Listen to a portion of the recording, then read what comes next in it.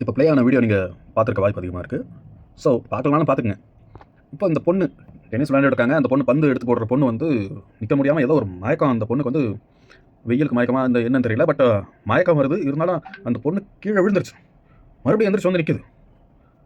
அதை கவனிச்சுட்டு அந்த பொண்ணால் நிற்க முடியல, இருந்தாலும் நிற்கிது. அதை பார்த்துட்டு அந்த டென்னிஸ் விளையாடுறவங்க போய்ட்டு அந்த பொண்ணை பிடிச்சி ரெஸ்ட் எடுங்க அப்படின்னு கூப்பிட்டு போகிறாங்க. இப்போ அது கேப்ஷன் போட்டிருக்காங்க. அதில் என்னென்னா எது மேலே சொல்லப்படுது அப்படின்னு பார்த்தீங்கன்னா, மனிதாபிமானம் என்ற தருணமா. அதாவது இந்த ஏற்கனவே பிரபலமாக இருக்கிறவங்க அவங்க ஒன்று இதாக செஞ்சால் அது மனிதாபிமானம். புரியுதா? இந்த செயலை வந்து யாராக இருந்தாலும் அங்கே செய்ய தான் போகிறாங்க. ஆனால் இந்த இடத்துல பாராட்ட வேண்டியது யாரை?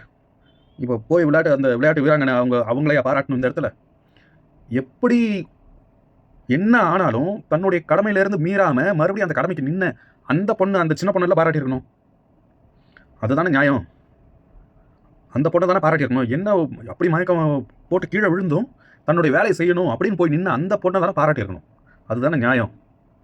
அதை விட்டுட்டு இந்த பிரபலமானவங்க அவங்க போய்ட்டு அப்படியே மனிதாபிமானம் என்ற தருணமா. என்னடா கேப்ஷன் இதெல்லாம்?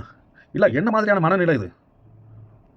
ஒருத்தவங்க கஷ்டப்பட்டு தன்னுடைய கடமை, ரெஸ்பான்சிபிலிட்டி அப்படின்னு நிற்கிறவங்க அவங்க தான்டா மேலே. அவங்கள தான் பாராட்டியிருக்கணும். அவங்கள தான் போட்டுறணும். அதை விட்டுட்டு போயிட்டு தூக்கி விட்டவன் அவங்களாம் வந்து மனிதாபிமானம் இது. மண்டையில் மூளைன்னு ஏதாவது இருந்ததுன்னா அதை சரியாக யோசிங்க. யாருக்கு எதை செய்யணும் அப்படிங்கிறத யோசிங்க. தாறுதலைகளா